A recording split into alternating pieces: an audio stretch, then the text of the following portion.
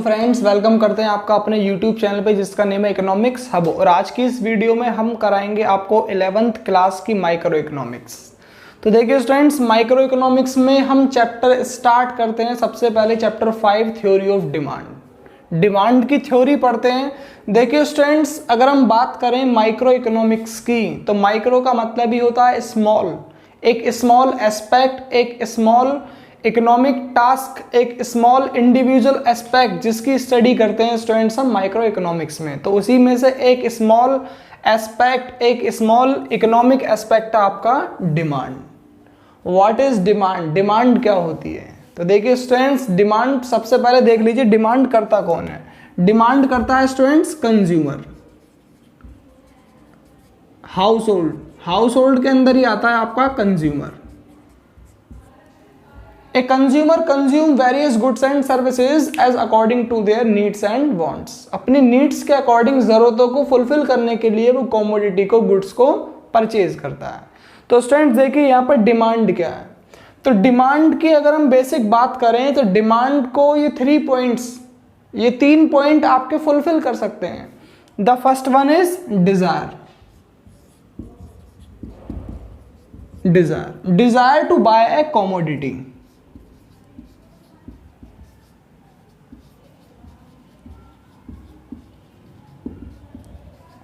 Commodity को खरीदने का एक डिजायर कंज्यूमर के पास में होना चाहिए। Desire to buy commodity, sufficient purchasing power,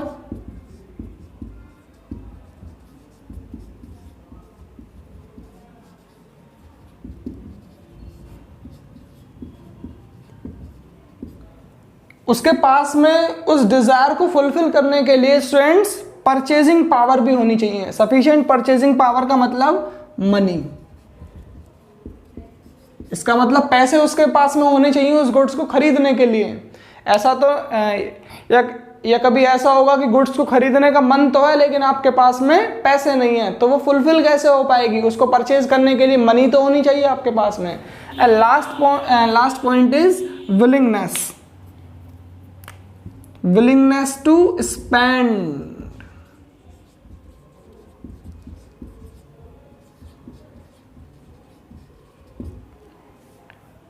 उसका मन भी करना चाहिए, विलिंगनेस, उत्सुक भी होना चाहिए वो अपनी इनकम को डिफरेंट गुड्स एंड सर्विसेज पे स्पेंड करने के लिए, खर्च करने के लिए।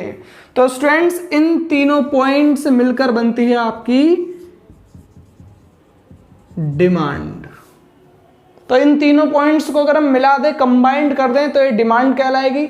अब देखिए मैं इसी से इसकी डेफिनेशन बनाता हूं, इन तीनों पॉइंट से ही। इट रेफर टू अ, देखिए students, it refer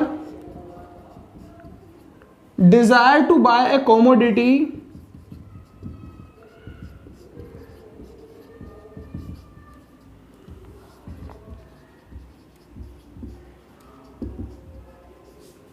backed with sufficient purchasing power।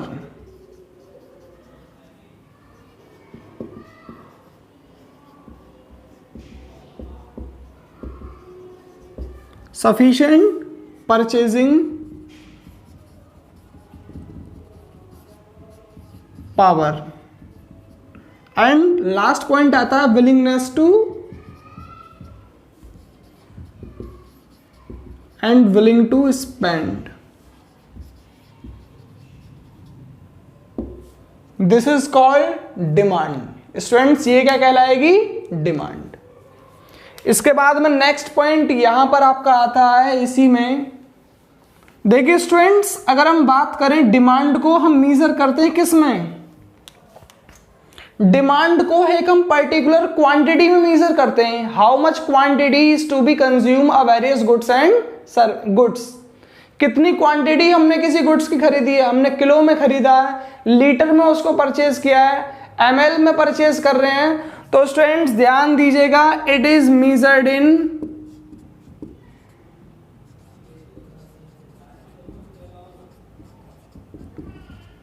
Quantity.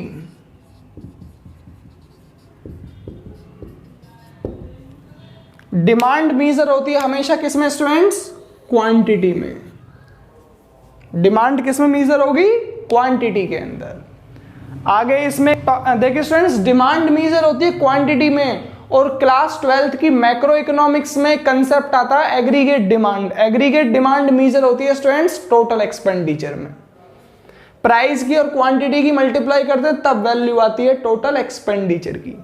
चलिए तो आगे नेक्स्ट टॉपिक आता है क्वांटिटी डिमांड।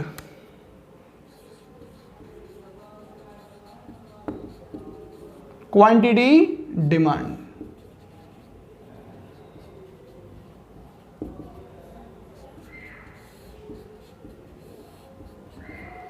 तो देखिए students, what is quantity demand. Quantity demand क्या होती है?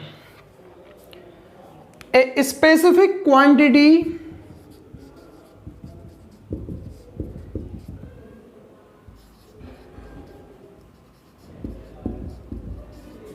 is to be purchased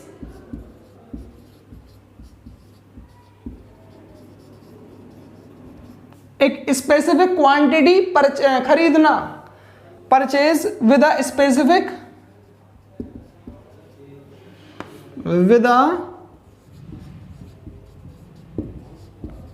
specific price of commodity.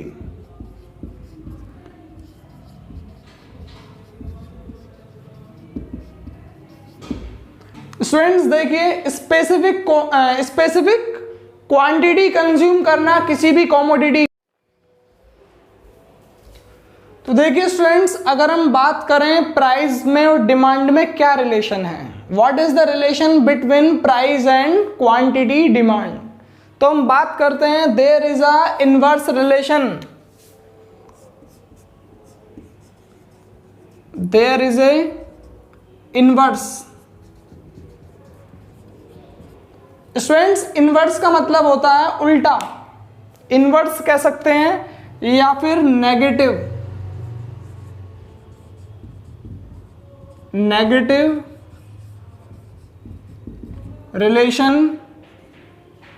Relationship between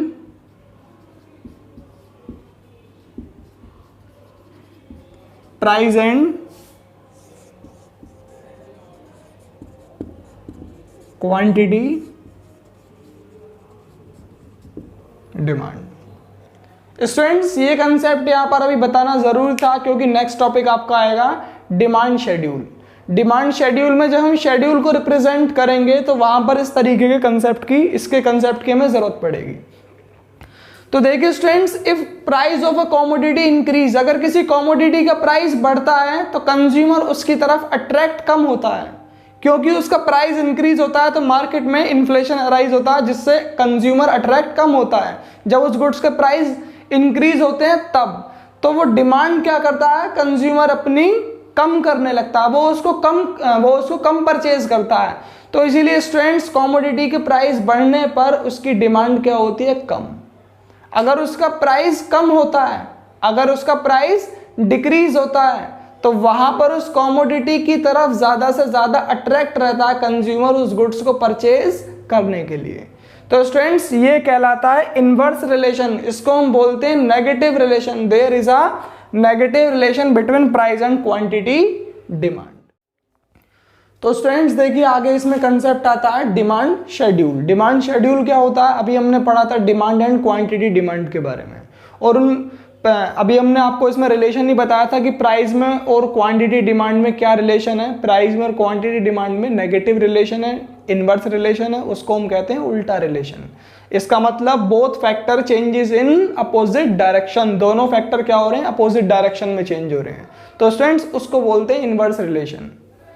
तो देखिए स्टूडेंट्स, डिमांड शेड्यूल क्या होता है, वो टेबल जो एक प्राइस और डिमांड के रिलेशनशिप को शो कराए, उस टेबल को स्टूडेंट्स हम क्या बोलेंगे, डिमांड शेड्यूल। तो स्टूडेंट्स देखिए, यहां पर एक हमने टेबल बनाई है, एक P डिनोट कर रहा है प्राइस कॉमोडिटी के, Q डिनोट कर रही है क्वांटिटी डिमांड को। एक कॉमोडिटी का प्राइस पहले 10 था, 10 से उसकी क्वांटिटी कंज्यूम हो रही थी 100 यूनिट, उसके बाद में उसका प्राइस इंक्रीज हो गया, कितना हो गया, 15। अब आप बताएंगे डिमांड कितनी, डिमांड में क्या चेंज होगा, जब प्राइस बढ़ रहा है तो डिमांड क्या होगी स्टूडेंट्स, डिक्रीज होगी। तो प्राइस के बढ़ने से डिमांड आपकी 100 से कितनी हो गई, 80 हो गई। तो स्टूडेंट्स ये था आपका demand schedule. Demand schedule two types के होते हैं, individual demand schedule and second one is market demand schedule. Individual demand schedule individual consumer की डिमांड को शो करेगा। मार्केट में कमोडिटी को जब परचेज करते हैं स्टूडेंट्स, मार्केट में कमोडिटी को परचेज करने वाले एक से ज्यादा बायर भी होते हैं, एक से ज्यादा कंज्यूमर भी होते हैं। अगर एक डिमांड शेड्यूल एक इंडिविजुअल पर्सन की, इंडिविजुअल बायर की डिमांड को शो कर रहा है तो वो इंडिविजुअल डिमांड शेड्यूल कहलाएगा। तो स्टूडेंट्स हमने यहां लिखा the table that show a relationship between price and quantity demand of individual consumer,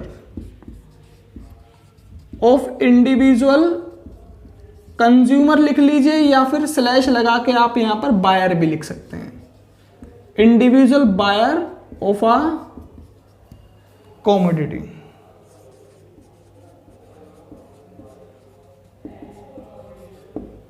तो स्टूडेंट्स ये क्या कहलाएगा, इंडिविजुअल डिमांड शेड्यूल। ये हमने डिनोट किया हुआ है, ये एक आपका इंडिविजुअल डिमांड शेड्यूल है। तो देखिए स्टूडेंट्स कैसे हम इसको दिखा सकते हैं। ये लिया हमने एक कॉलम यहाँ पर छोटा सा बना लेते हैं। यहाँ पे एक कॉलम में यहाँ पे लिख लीजिए प्राइस और एक कॉलम में क्वांटिटी। स्टूडेंट्स कमोडिटी का प्राइस अगर सपोज कीजिए 10 था तो उसकी क्वांटिटी 100 कंज्यूम हो रही थी। कमोडिटी का प्राइस डिक्रीज हो गया, इस बार हो गया 10 से 8।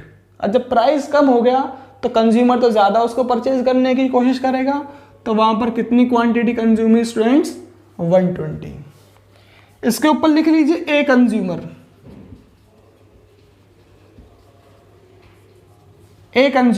ये एक कंज्यूमर के साथ में एक हिस्सा था। तो स्टूडेंट्स ये कहलाएगा इंडिविजुअल डिमांड शेड्यूल। ऐसे ही एक आता है शेड्यूल यहां पर दूसरा, market demand schedule. Market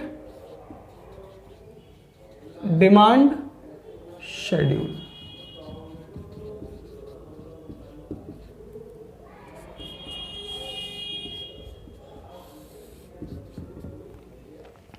students देखिए मार्केट डिमांड शेड्यूल क्या होता है, वो इंडिविजुअल कंज्यूमर की शो कर रहा था। इंडिविजुअल डिमांड शेड्यूल एक इंडिविजुअल कंज्यूमर की डिमांड को शो कर रहा था। ये मार्केट में जितने भी उसके बायर हैं ये सभी की डिमांड को शो करेगा।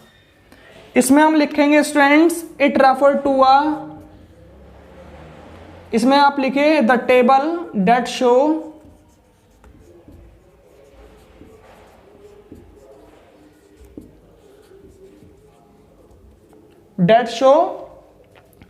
the demand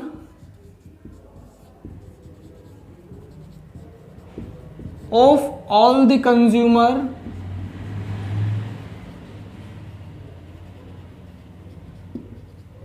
in a market।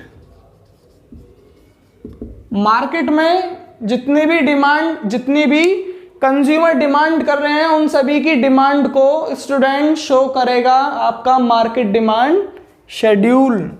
तो चलिए यहाँ पे एक शेड्यूल देख लीजिए। एक कॉलम में हमने लिया प्राइस, यहां पर है ए कंज्यूमर और यहां पर है बी कंज्यूमर। ये ए कंज्यूमर की क्वांटिटी और ये बी कंज्यूमर की क्वांटिटी। और स्टूडेंट्स ये हो गई आपकी मार्केट डिमांड। तो देखिए स्टूडेंट्स कमोडिटी का प्राइस था 10, तो ए तो खरीद रहा था 100 और बी खरीद रहा था 120, 120 यूनिट। कमोडिटी का प्राइस 10 से हो गया 8। कुछ भी हो सकता है, आप एनालाइज करके कुछ भी ले सकते हैं, डिक्रीज भी और इंक्रीज भी। मैंने डिक्रीज का बना रहा हूं, आप इंक्रीज का भी इसमें कर सकते हैं। तो 10 से 8 हो गया तो वो अपनी डिमांड को बढ़ा देगा और ये भी अपनी डिमांड को इंक्रीज कर देगा। तो स्टूडेंट्स यहां पर कितना चेंजेस आ जाएगा, आप दोनों की डिमांड देखिए।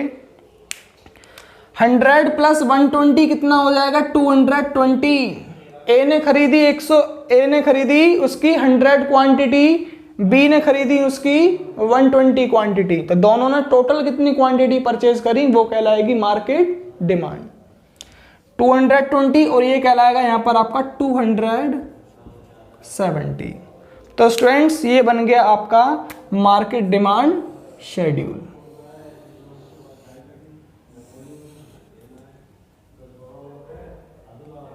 ये बन गया स्टूडेंट्स यहाँ पर मार्केट डिमांड शेड्यूल। तो स्टूडेंट्स डिमांड शेड्यूल यहाँ पर होता है टॉपिक। चैनल को सब्सक्राइब नहीं किया है अभी तो हमारे चैनल को सब्सक्राइब जरूर करें और आने वाली वीडियो के लिए बेल आइकन को प्रेस करना ना भूलें। Thank you.